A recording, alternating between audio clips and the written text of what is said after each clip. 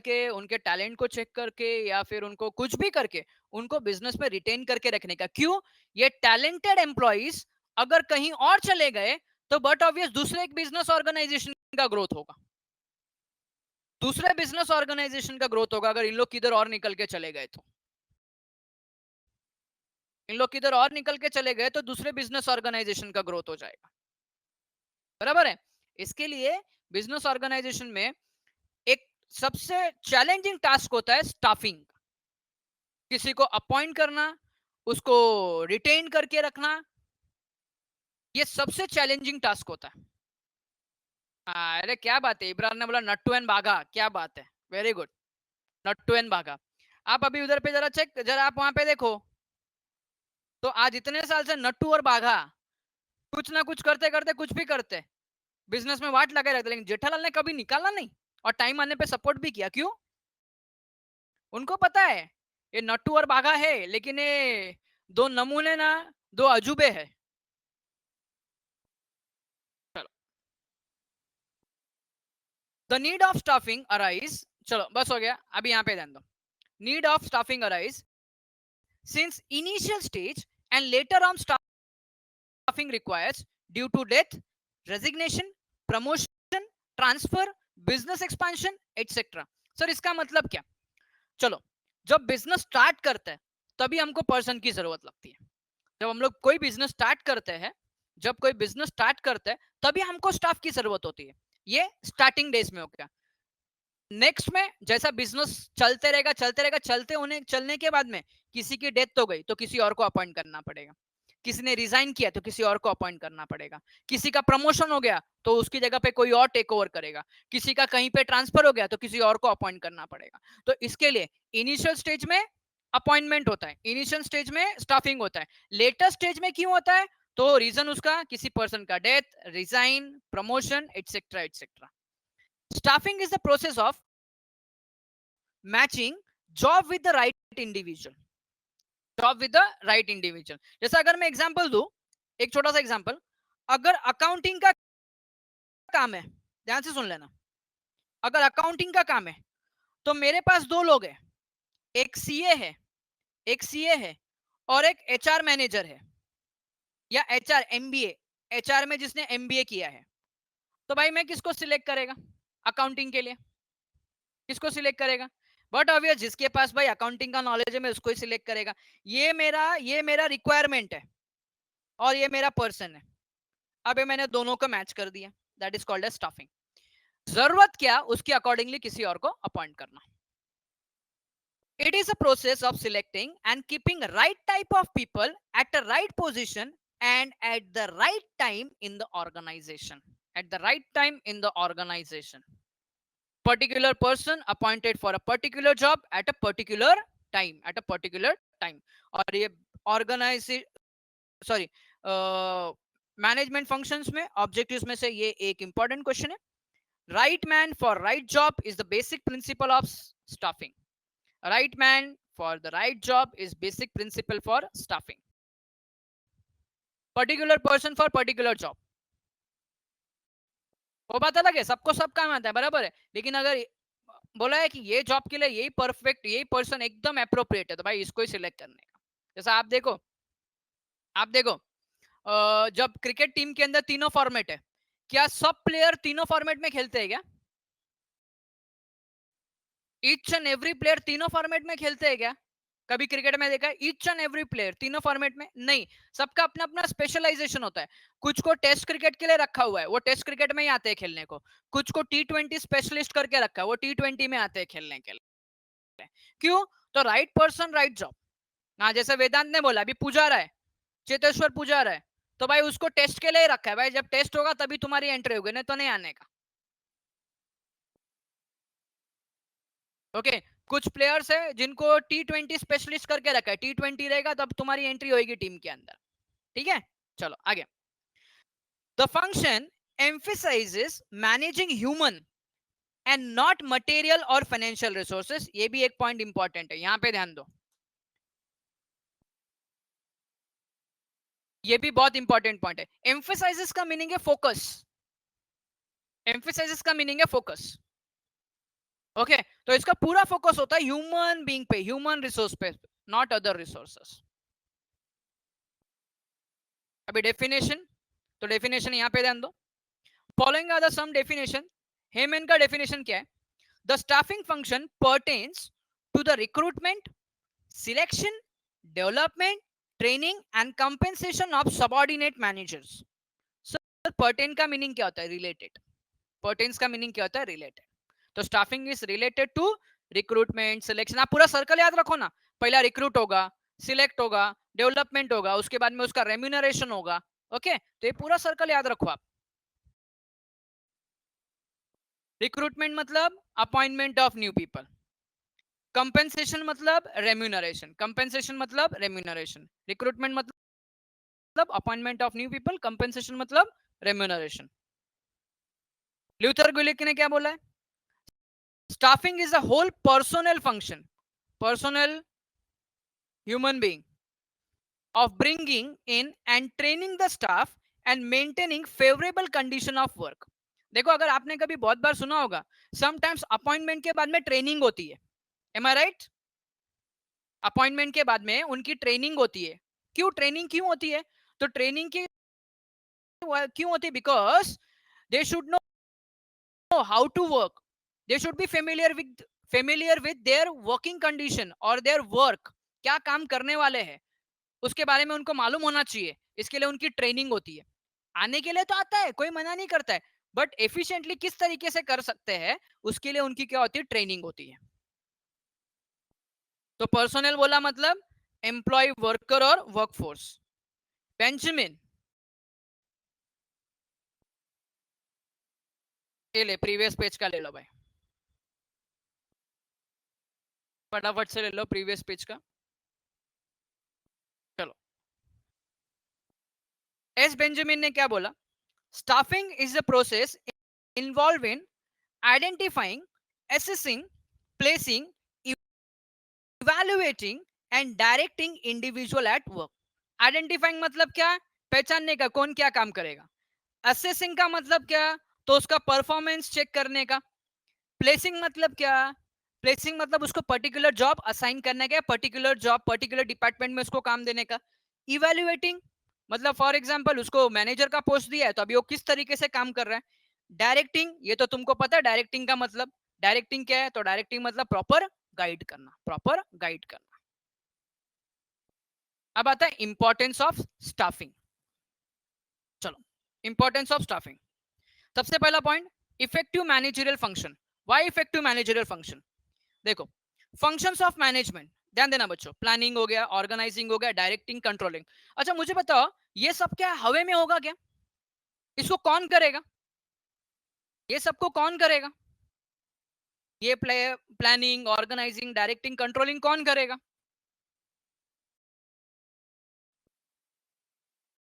Manager, staff, manager, staff, employees, बराबर है। Manager, staff, employees etcetera etcetera, these are the human resources. अच्छा, human resources को control करने का, मैनेज करने के लिए कौन सा फंक्शन है अपने पास?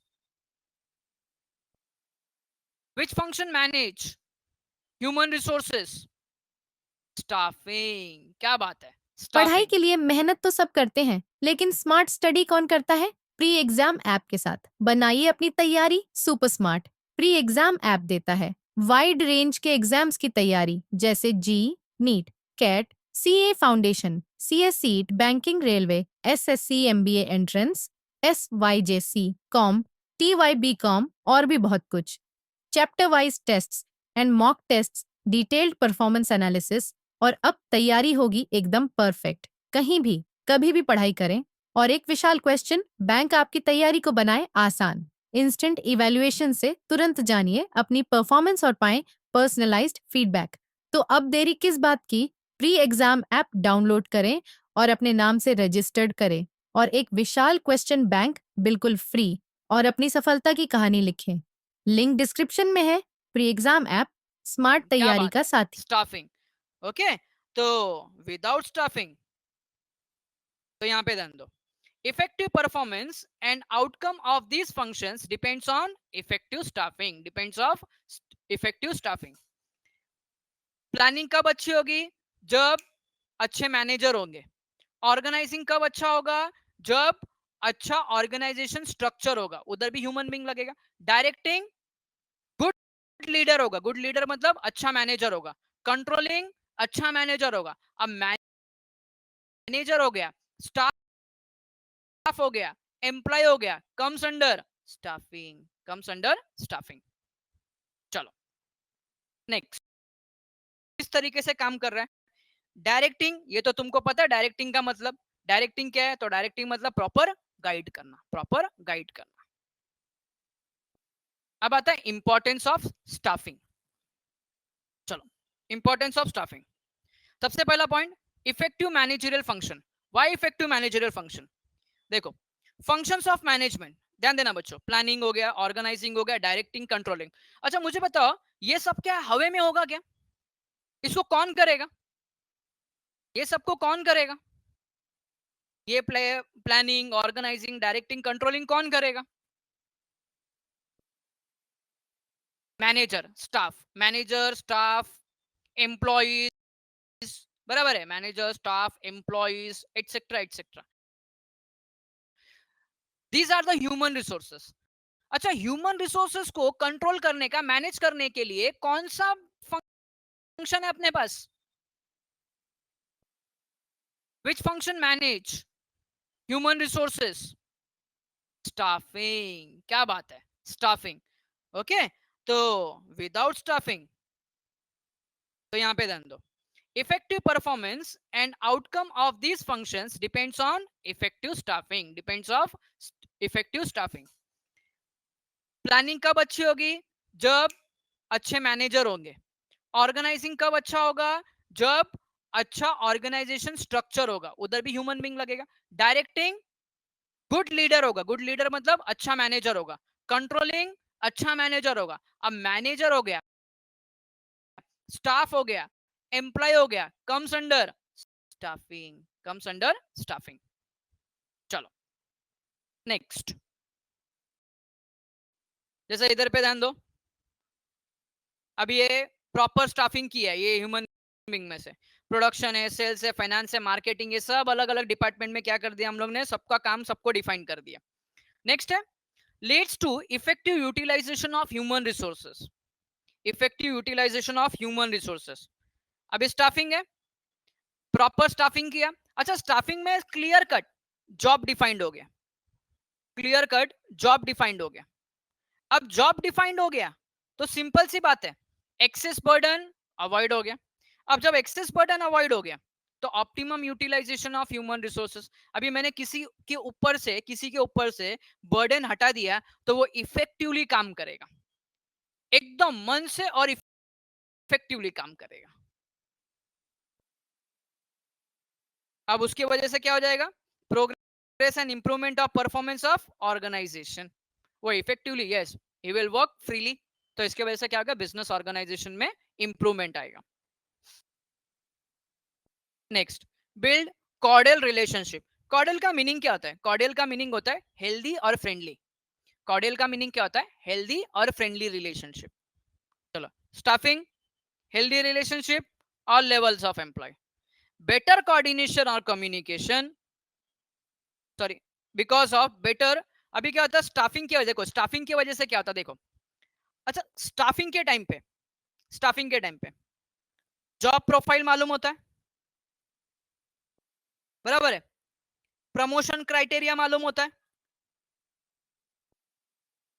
स्टाफिंग के टाइम पे तुम्हारा जॉब प्रोफाइल क्या होगा, तुमको प्रमोशन किस कंडीशन पे मिलेगा, इंक्रीमेंट किस कंडीशन पे मिलेगा, ये सबको मालूम होता है और मैनेजर को ये सबको बताना चाहिए। अच्छा, जब मैनेजर ने ये सबको बता दिया, अगर तुम वो क्राइटेरिया में आ जाते हो तो तुमको प्रमोशन मिलेगा, अगर तुम क्राइटेरिया में आते तो प्रमोशन नहीं मिलेगा। तो यहाँ पे कोई झगड़ा करने की बात है क्या? मुझे बताओ, यहाँ पे कोई झगड़ा करने की बात है? नहीं, because already criteria has been defined by the manager. Staffing के टाइम पे तुमको बता दिया है, मैनेजर ने क्लियर कट बता दिया है। So it builds the healthy relationship. And manager को ये छोटे छोटे पॉइंट्स बता के रखने चाहिए। What is the criteria for promotion, job profile क्या है, इंक्रीमेंट किस तरीके से होगा, ये पहले से मालूम होना चाहिए। चलो इसके लिए तो ऑर्गेनाइजेशन के अंदर प्रॉब्लम होता है. Next, helps human resource development. चलो, staffing इनकलकुलेट organizational culture into employees. Skilled and experienced employee are the asset of the organization. चलो, ये इनकलकुलेट का मतलब क्या होता है? इम्पार्ट करना, उनको बताना. अभी मेरे को बात बताओ, जब बिजनेस ऑर्गेनाइजेशन में नए लोग भर्ती होके आते हैं, तो स्टार्टिंग में नए लोग आते हैं तो मैनेजर्स उनको सब काम सिखाते. क्यों? बिकॉज हर एक ऑर्गेनाइजेशन का कल्चर, काम करने का तरीका इज डिफरेंट. काम करने का तरीका इज डिफरेंट, सबका अलग अलग होता है. तो सबसे पहले एम्प्लॉय को वो कल्चर के अकॉर्डिंगली काम करना सिखाना पड़ता है. पहला उसको एकदम बताना पड़ता है how to work in this organisation, in ये ऑर्गेनाइजेशन के प्रिंसिपल्स क्या है, रूल्स एंड रेगुलेशंस क्या है, ये सब बताना पड़ता है. ओके, अब एक बार डिफाइन कर दिया. एक मिनट स्टूडेंट्स.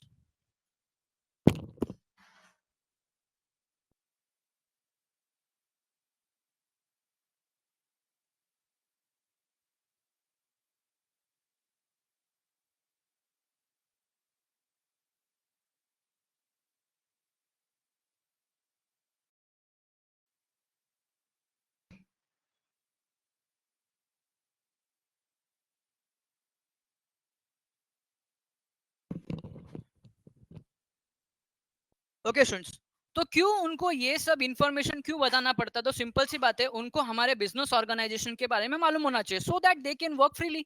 उन लोग अकॉर्डिंगली उसके काम कर सकते हैं, बिकॉज उनको आदत नहीं होती है. चलो, and skilled and experienced employees are the asset of the business organization, and those employees need for smooth functioning for managerial aspects. इनकी जरूरत होती है बिजनेस को. चलो, इसके लिए आप देखो, इसके लिए आप अगर ऑब्जर्व करो तो टाटा ग्रुप्स में देखो ना, टाटा ग्रुप्स में बाकी सब जगह पे एम्प्लॉयज को निकाला, टाटा ने एम्प्लॉयज को निकाला नहीं. बराबर है, टाटा ने एम्प्लॉयज को निकाला नहीं. ऊपर से ना टाटा ने क्या किया, कोविड में जिसकी डेथ हो गई थी, 60 ईयर तक अगर उसका रिटायरमेंट का एज नहीं हुआ है, तो 60 ईयर तक के एज तक का उसको घर पे ना सैलरी, फुल सैलरी देने वाले. रीजन क्या पता है? जो काम पे थे उनको तो मिल ही रहा था, जो नहीं उनको भी. रीजन क्या पता है? इनके वजह से पूरा बिजनेस का ग्रोथ हो रहा है. यस, बराबर है, इसके वजह से पूरा बिजनेस का ग्रोथ हो रहा है, एम्प्लॉयज के वजह से. एम्प्लॉयज की वजह से बिजनेस इतना ऊपर गया. तो बट ऑब्वियस उनको तो हमको ये करके रखना पड़ेगा, नहीं तो कल जाके गुस्से में एम्प्लॉयज भी छोड़ के निकल सकते हैं ना. बोलेंगे हमारे बॉस ने हमारे लिए कुछ किया नहीं, तो हम छोड़ के जा रहे हैं इधर से, हम इधर से छोड़ के जा रहे हैं. Next, helps in effective use of technology and other resources. Staffing, training to employees. देखो, ये कल के लेक्चर में भी पॉइंट आया था, modernisation. Because of modernisation nowadays technology में ड्रास्टिक चेंज हो रहा है. टेक्नोलॉजी में ड्रास्टिक चेंज हो रहा है. So because of staffing, employees को क्या देना चाहिए? प्रॉपर ट्रेनिंग देना चाहिए related to new technology, latest technology. Okay, new technology, latest technology, how to use, how to work, method क्या होना चाहिए इसको काम करने के लिए. अब एम्प्लॉयज को ट्रेनिंग दिया तो उसकी वजह से क्या हो जाएगा? They can use latest technology effectively. They can use latest technology effectively, latest technology effectively. अभी जैसे मैं एक एग्जांपल दे रहा हूँ. अभी बच्चों आप देखो तो ये जो लैपटॉप है, ये लेटेस्ट टेक्नोलॉजी है. अभी इसके ऊपर मैं स्टाइलस से लिख सकता हूँ. ध्यान से सुन लेना, स्टाइलस से लिख सकता हूँ मैं. बराबर है, स्टाइलिश से मैं लिख सकता हूं. अब अगर मैं स्टाइलिश से लिख नहीं सकता था, तो मेरे को क्या करना पड़ता? पीपीटी बनाना पड़ता. अब मेरे को एक लेक्चर के पीपीटी के लिए मेरे को आधा दिन जाता है. एक लेक्चर के पीपीटी के लिए मेरे को आधा दिन जाता है. बराबर है. अब सेम चीज अगर मैं उसके ऊपर टेक्नोलॉजी का यूज करके मैं जब लिख सकता, तो पीपीटी बनाने की जरूरत है मेरे को? पीपीटी बनाने की जरूरत है मेरे को? नहीं जरूरत है. मेरा आधा दिन का काम बचा, मेरा आधा दिन का मेहनत बचा, मैं किधर और मेहनत कर सकता है. एम आई राइट? मैं किधर और आधा दिन का काम, आधा दिन का जो मेरा डेज है, मैं किधर और यूज कर सकता है. अब मेरे को पता है पीपीटी बनाने की मेरे को जरूरत नहीं है. Now I can write on this laptop. मैं लैपटॉप पे लिख सकता है, मेरे को किसकी जरूरत नहीं है. मेरा टाइम भी बचा, मेरा एनर्जी भी बचा, सब कुछ हो गया। तो मैं अभी एफिशिएंटली इसका यूज कर सकता है। नहीं तो फिर मैं क्या करेगा, मेरा पीपीटीज बनाते बैठेगा, आधा दिन एक एक दिन पूरा पीपीटी में निकालेगा, एक दिन मेरा पूरा वेस्ट हो गया। अब इधर में जब हाथ से लिख सकता है तो बनाने की जरूरत क्या है मेरे को। ओके, चलो आगे। तो यहाँ पे ध्यान दो, इफ इफेक्टिवली यूज करेंगे तो it builds the competitive strength and it improves the standard of work. Quality, product की क्वालिटी भी बढ़ेगी, प्रोडक्ट की क्वालिटी भी बढ़ेगी। अभी जैसे फॉर एग्जांपल ये लेटेस्ट टेक्नोलॉजी, अब मेरे को इसमें मालूम भी नहीं है, मेरे को इसके अंदर मालूम नहीं है कि मैं इधर पे इसमें मार्किंग कर सकता है, और मैं क्या करेगा, तुमको पीडीएफ लेके खाली रीड कर रहा है। मेरे को एक बात बताओ, खाली पीडीएफ लेके मैं रीड करेगा तो तुम लोग सो जाएंगे, ऐसे सोते और सो जाएंगे, बोलेंगे बोरिंग लेक्चर चालू है, बराबर है कि नहीं? ऐसे बोलेंगे, वो क्या है सर खाली रीड कर रहे, कुछ मार्किंग नहीं, कुछ नहीं, कुछ नहीं, बोरिंग लेक्चर चालू है। तो यहाँ पे देखो थोड़ा सा क्वालिटी इंप्रूव हो गया, थोड़ा सा क्वालिटी इंप्रूव हो गया, सर्विसेज अच्छी हो गई। ठीक है, चलो 1 मिनट बाकी है अभी इसके आगे का पॉइंट, और बाकी हम लोग ना नेक्स्ट लेक्चर में करेंगे, अभी 7:15 के लेक्चर में। ओके, 7:15 के लेक्चर में मिलते हैं बच्चों।